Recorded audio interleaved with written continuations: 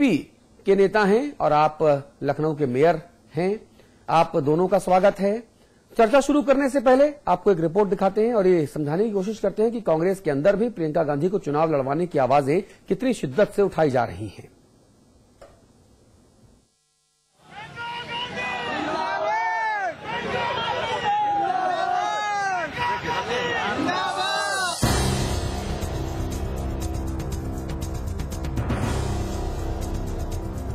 आम चुनावों का बिगुल बज चुका है और सियासी पार्टियां तैयारी में जुटी हैं। लेकिन सबसे ज्यादा धड़कनें कांग्रेस की बढ़ी हुई हैं। देश में पार्टी के खिलाफ ऐसी बयार चल रही है कि हर सर्वे कांग्रेस को गंभीर नुकसान बता रहा है। कांग्रेस के सामने सत्ता और साख दोनों को बचाने की चुनौती है, लेकिन ये साख बचेगी कैसे? कौन है वो जो कांग्रेस की डूबती नैया को पार लगाएगा? इस सवाल का जवाब हर कांग्रेसी खोज रहा है। इस बीच खबरें आ रही हैं कि प्रियंका गांधी इस बार चुनाव लड़ सकती हैं।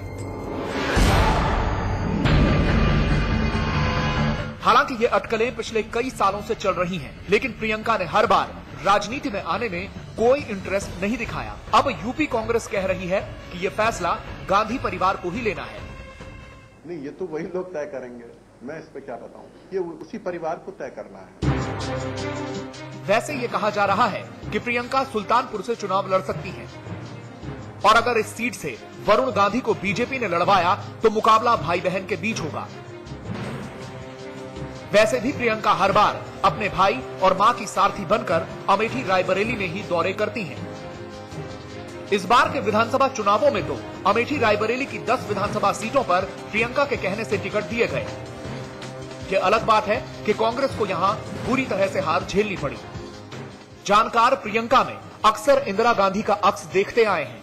ऐसे में अब कांग्रेस के अंदर भी प्रियंका को चुनाव लड़वाकर सक्रिय राजनीति में उतारने की मांग तेज हो चली है, क्योंकि कांग्रेसियों को यह लगता है कि प्रियंका गांधी ही अब उनकी तारणहार बनेंगी। हालांकि गांधी परिवार फिलहाल चुप्पी साधे हुए है। तो प्रियंका जी का चुनाव लड़ना ही कांग्रेस पार्टी के लिए बहुत बड़ा, मैं समझता हूँ कि एक तरह से मजबूती प्रदान करने वाला कदम साबित होगा। विशेष रूप से राहुल जी को ताकत देने वाली बात होगी। देखिए, अगर प्रियंका जी चुनाव लड़ती हैं तो ये स्वाभाविक बात है कि प्रियंका जी एक नई पीढ़ी की, नई समाज की बहुत युवाओं में से हैं। उनकी सोच और उनकी विचारधाराएं जो है वो बहुत ही तेज और देश के लिए, इस जगत के लिए, पूरे विश्व के लिए ही उनकी जो सोच है वो बहुत ही काल्पनिक और बहुत ही अच्छी, बहुत बढ़िया तरीके से। उधर इन खबरों के बीच बीजेपी को भी चुटकी लेने का मौका मिल ही गया। बीजेपी कह रही है कि अब चाहे प्रियंका लड़े या फिर रॉबर्ट वाड्रा, कांग्रेस फिर सत्ता में नहीं आएगी। उत्तर प्रदेश में कांग्रेस, सपा, बसपा मिलके जो उत्तर प्रदेश को लूट रहे हैं, जो बदहाल बना रहे हैं, इसके लिए चाहे प्रियंका जी का चेहरा हो या किसी का भी चेहरा हो, उत्तर प्रदेश की जनता माफ नहीं करेगी। हालांकि सोनिया भी ये साफ कर चुकी हैं कि इस बार वो चुनाव जरूर लड़ेंगी। ऐसे में भले ही अभी प्रियंका का चुनाव लड़ना तय न हुआ हो, लेकिन कांग्रेस और विपक्षों के अंदर हलचल तो मच ही गई है। अब देखना है कि क्या वाकई प्रियंका के आने से कांग्रेस को फायदा होता है। लखनऊ से अशोक तिवारी के साथ ब्यूरो रिपोर्ट, समाचार प्लस। चलिए चर्चा को आगे बढ़ाते हैं। भाई ओंकार सिंह साहब जी, प्रियंका गांधी आएंगी, राहुल गांधी को ताकत देंगी, अच्छी बात है, इसमें कोई चर्चा का मुद्दा ही नहीं है। लेकिन प्रियंका गांधी कब आएंगी और कहां से, किस जिले के रास्ते होते हुए आएंगी, चर्चा का विषय तो ये है जो आप लोग बताना नहीं चाहते। अब ये तो कोई भी नहीं बता सकता है, ये तो हाईकमान को तय करना है कि अरे हाईकमान ने भी मना कर दिया कल। हाईकमान ने कहा कि हाईकमान ने जब पूछा गया सोनिया जी से, पहले चर्चा ये थी कि साहब रायबरेली से सोनिया गांधी जी स्वास्थ्य कारणों का हवाला देते हुए चुनाव नहीं लड़ेंगी और प्रियंका जी को लड़ाया जाएगा, क्योंकि परंपरागत सीट है, कुछ लोग खानदानी सीट कहते हैं, आपके विरोधी जो हैं वो इसको खानदानी सीट कहते हैं। खैर ये भी एक अच्छी बात है। लेकिन सोनिया जी ने कल कहा कि नहीं मैं तो रायबरेली से ही लड़ूंगी। तो लोगों ने पूछा फिर भाई प्रियंका जी का क्या होगा, बंद हो जाना चाहिए। सुनिए तो, फिर लोगों ने कहा कि प्रियंका जी का क्या होगा, वो कहां से लड़ेंगी। तो सोनिया जी ने एक स्माइल दी और कहा कि ये आप प्रियंका जी से ही पूछिए। अब कांग्रेस की आला कमान अगर कहे कि प्रियंका जी से पूछिए कहां से लड़ेंगी, तो सवाल तो खड़े होंगे। फिर आला कमान कौन है? आला कमान ने आपको दे दिया हिंट, आला कमान ने आपको हिंट दे दिया, जब आवश्यकता समझी जाएगी तो आपको बता दिया जाएगा। अच्छा, आपको बता दिया गया, हमको चलिए बाद में भी बता दीजिएगा, आपको हिंट आ गया? नहीं, सबसे पहले तो आप ही को आएगा ना, हम तो बाद में जानेंगे। दिनेश जी, ये गजब की बात हो गई। मतलब अभी सिंह साहब ने कहा कि साहब आला कमान तय करेगा, आला कमान कहता नहीं हमको नहीं पता, प्रियंका से पूछो, यानी वो सुपर आला कमान है प्रियंका जी। देखिए, अलग अलग राजनीतिक दलों के अलग अलग एजेंडा होते हैं। हाँ। और समय समय पर वो अपने एजेंडा के अनुसार उनका एक लक्ष्य होता है कि हम जीत को कैसे प्राप्त करें। हाँ। और निश्चित रूप में कांग्रेस ने समय समय पर प्रयोग किए हैं। ये उनका अधिकार है कि वो सोनिया जी को लड़ाएं, कि प्रियंका जी को लड़ाएं, कि राहुल जी को लड़ाएं। लेकिन जितने भी प्रयोग हुए हैं वो असफल हुए हैं, इसको हम कह सकते हैं, इसलिए कि रायबरेली में पिछली बार कांग्रेस को एक भी सीट नहीं मिली विधानसभा के चुनाव में, और अमेठी में भी अच्छे परिणाम। हाँ, अमेठी में भी एक सीट केवल पा पाए। हाँ। तो इससे ये लगता है कि जो भी परिश्रम, क्योंकि प्रियंका जी लगातार वहां पे प्रवास कर रही हैं, और चुनावों के दौरान प्रियंका जी ने कहा था, मुझसे बात करते हुए कहा था, मैंने इंटरव्यू किया था, उन्होंने कहा था कि साहब 10 की 10 सीटें जीतेंगे। ये इसका सभी अखबारों में आया था इसका। हाँ। और उसके बाद ये सफलता नहीं मिली। तो मैं समझता हूं कि कांग्रेस भी बड़ी पार्टी है और कांग्रेस भी बड़ा चिंतन करती है। तो उसको लग रहा होगा कि जितने भी उसने मोहरे चलाए हैं, चाहे वो राहुल जी के बारे में चलाए हैं, चाहे प्रियंका जी के बारे में चलाया है, एक प्रयोग के तौर पे उन्होंने अमेठी और रायबरेली लिया था, उसमें उनको उतनी सफलता नहीं मिली है। इसलिए मुझे नहीं लगता कि वो कोई ऐसा कदम उठाएंगे कि उनके जो सारे मोहरे हैं एक साथ वो जग जाहिर हो सके। हाँ। अच्छा, ओंकार जी कहा यह भी जा रहा है कि साहब गांधी की लड़ाई गांधी से होगी। कहा जा रहा है सुल्तानपुर में वरुण गांधी के खिलाफ प्रियंका गांधी जी का इस्तेमाल हो सकता है, ऐसा कहा जा रहा है। हिंट है इसके भी, बहुत कुछ कहा जा रहा है। हाँ। कहने को तो बहुत कुछ कहा जा रहा है। हाँ। सामने आने दीजिए, जब कोई बात होगी तब देखा जाएगा। अभी आप लोग इतना एक्सपेक्टेशन क्यों करने लगते हैं? और ये तो बहस का कोई मुद्दा ही नहीं है। प्रियंका जी चुनाव लड़ेंगी तो कोई रोक नहीं पाएगा। उनका अगर अपना फैसला होगा, आला कमान चाहेगा तो कोई रोक नहीं पाएगा, और अगर नहीं आला कमान चाहेगा तो फिर कोई उनको लड़ाएगा भी नहीं। तो इसलिए उसको कंफ्यूजन करने की कोई आवश्यकता नहीं है कि प्रियंका जी चुनाव लड़ेंगी कि नहीं लड़ेंगी। समय आएगा तो आपको अपने आप पता लग जाएगा। नहीं, सवाल लेकिन ये बड़ा पैदा होता है ना कि 1984 के बाद और 2009 के पहले सुल्तानपुर से कोई भी कांग्रेसी जीता नहीं। संजय सिंह साहब जो अभी सांसद हैं, वो 2009 में उन्होंने 84 के बाद जीत हासिल की। कहा यह जा रहा है, जो मेरी बातचीत हुई सुल्तानपुर के लोगों से, जब हम चुनाव के दौरान वहां पर दौरे पर गए आप लोगों की तरह, तो ग्राउंड जीरो की रिपोर्ट यह है कि साहब गांधी परिवार से लोग नाराज बहुत हैं।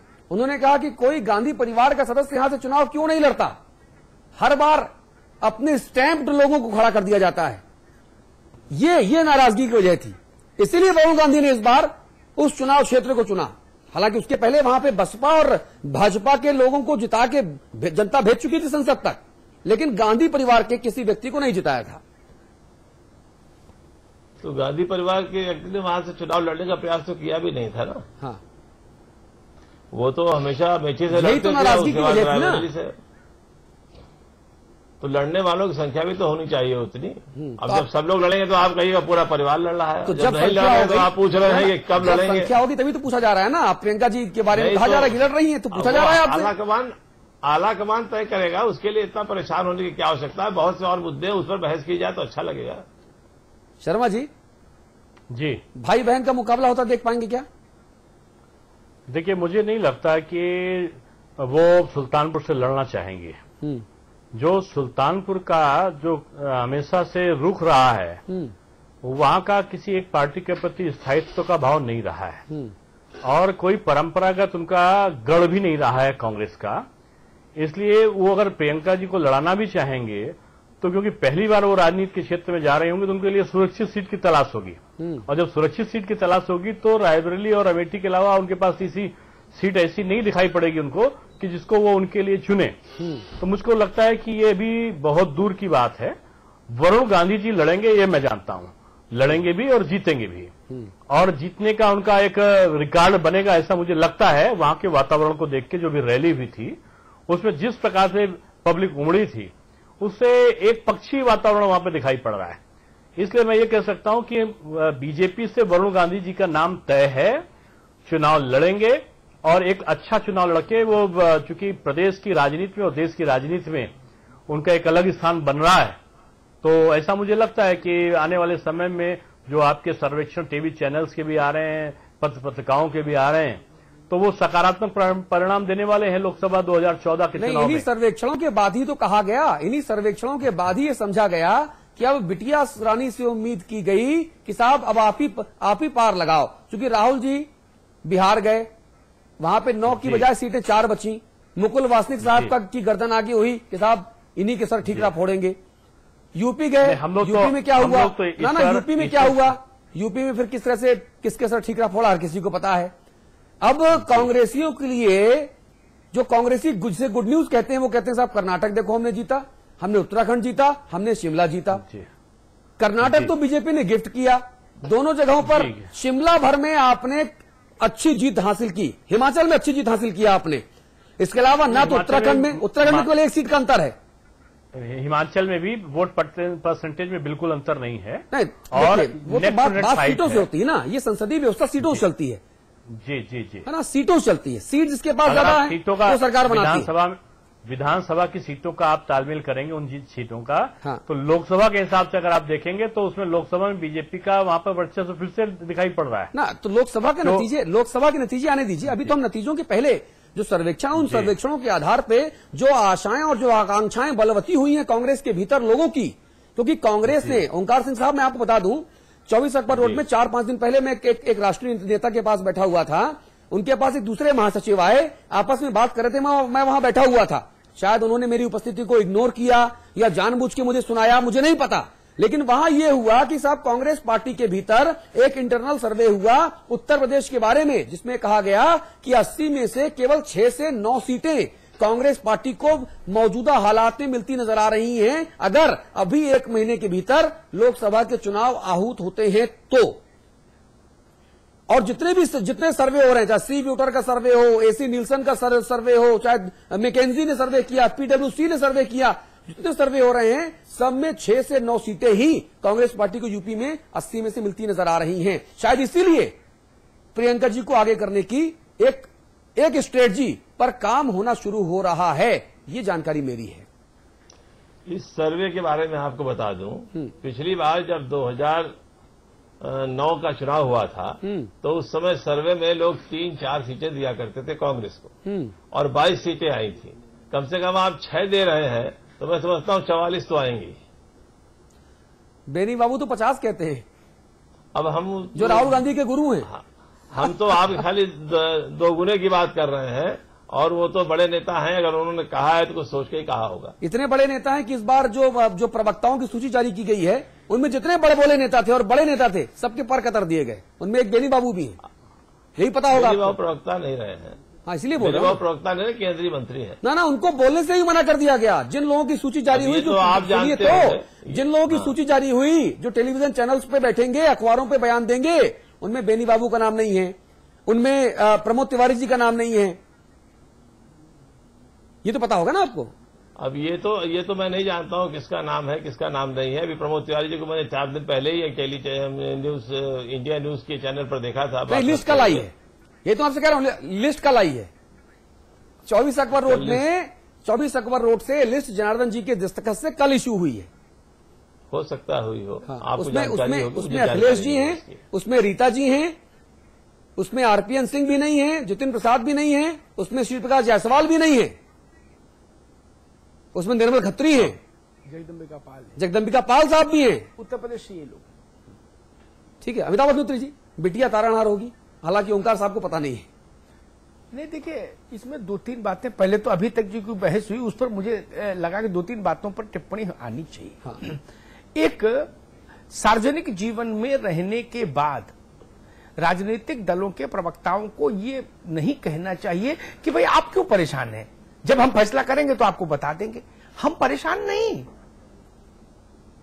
पार्टी अगर आप चला रहे हैं तो आप सार्वजनिक जीवन में है देश के, ये कोई बंद कमरे की प्राइवेट लिमिटेड कंपनी का अफेयर नहीं है ना कि जब हम बाहर, जब हमारा हरकारा आएगा और बाहर एक नोटिस लगा देगा, आप पढ़ लेना। नहीं, ये लोकतंत्र की मर्यादा नहीं है ना।